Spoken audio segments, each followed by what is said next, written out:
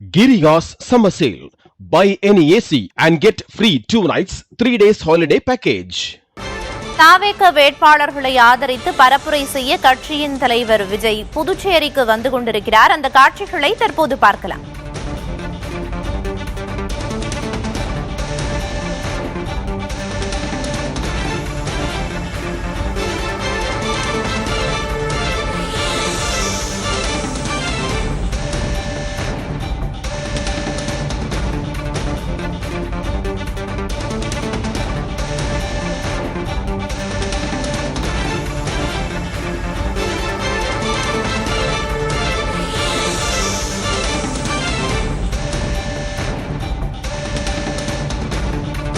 இது தொடர்பான தகவல்களை வழங்குவதற்காக செய்தியாளர் முருகேசன் இணைப்பில் இருக்கிறார். முருகேசன், புதுச்சேரிக்கு தாவேக தலைவர் விஜய் பரப்புரை மேற்கொள்ள வந்திருக்கிறார். அங்க இருக்கக்கூடிய தற்போதைய சூழல் என்ன? அவருக்கு தொண்டர்கள் எந்த அளவுக்கு உற்சாக வரவேற்பு கொடுக்கிறார்கள்? என்ன கள தகவல்?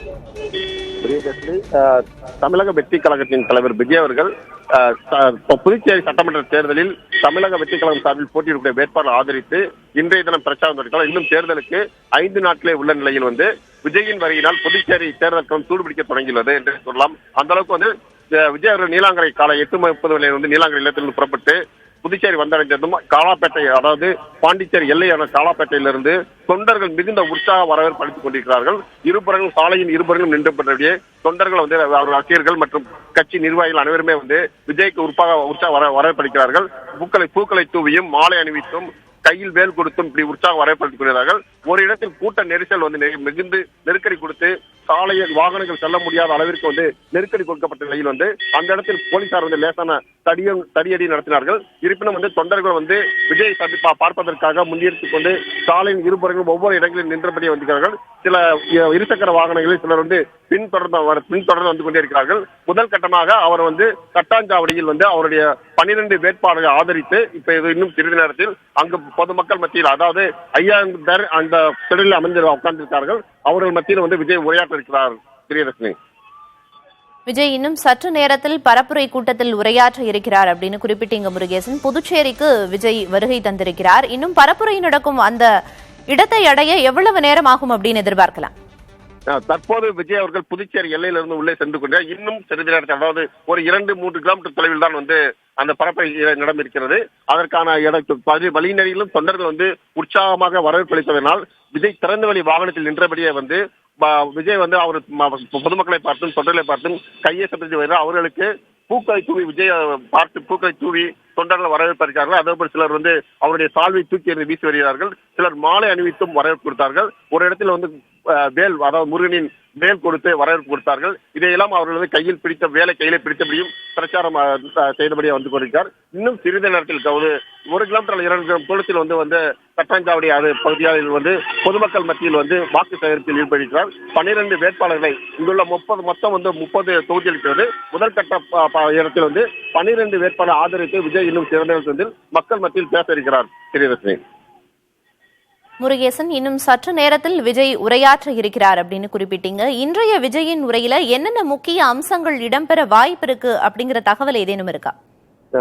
விஜய் இதற்கு முன்பு பாண்டிச்சேரி வந்தபோது, கடந்த முறை வந்தபோது பாத்தீங்கன்னா இங்குள்ள ஆளும் கட்சியான ரங்கசாமியை எதிர்த்து எந்த ஒரு கருத்தையும் பதிவு செய்யவில்லை. குறிப்பா அப்போது மக்கள் நிர்வாகிகள் மத்தியில் ஒரு நிகழ்ச்சி நடத்தினார், மக்கள் சந்திப்பு நிகழ்ச்சி நடத்தினார். நிர்வாகிகளும் பலர் கலந்து கொண்டார்கள். அப்போது இங்கிருக்க ஆளுங்கட்சியான ரங்கசாமி முதல்வரை கண்டித்து எந்த ஒரு வார்த்தையும் கூட பேசவில்லை. தற்போது ரங்கசாமிக்கு எதிராக தேர்தல் களத்தில் நிற்பதாக ஆளுங்கட்சியை எதிர்த்து பேசுவாரா அப்படின்ற ஒரு எதிர்பார்ப்பு மக்கள் மத்தியில் இருக்கிறது. வழக்கமாக தமிழகம் என்றாலே திமுகவை எதிர்த்து அவர் பல கருத்துக்களை பேசி வந்திருக்கிறார், விமர்சனம் செய்து வந்திருக்கிறார். இந்த சூழ்நிலையில் இங்கு என்ன பேச போகிறார், வழக்கம் போல திமுகவை இங்கு சாடப் போகிறாரா என்ற எதிர்பார்ப்பும் பொதுமக்கள் மத்தியில் எழுந்திருக்கிறது.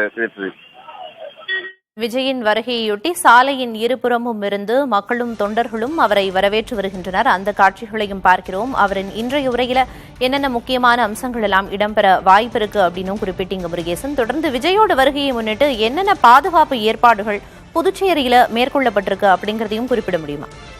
விஜய் பரப்புரை செய்யக்கூடிய இடத்தில், அதாவது அந்த தட்டாஞ்சாவடி என்ற இடத்திலும், அதே போன்று கடலூர் சாலையில் மால் அருகில் பரப்புரை செய்கிறார். அதே போல தவளைக்குப்பம் பகுதியில் 3 இடங்களில் அவர் பரப்புரை மேற்கொள்கிறார்.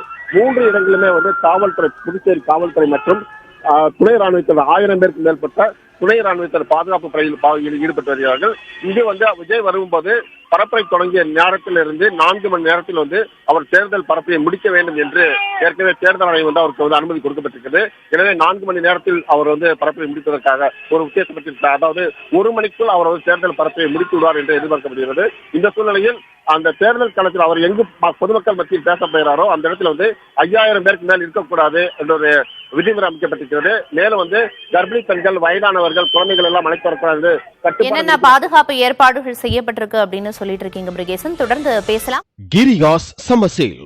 Buy any AC and get free 2 nights, 3 days holiday package.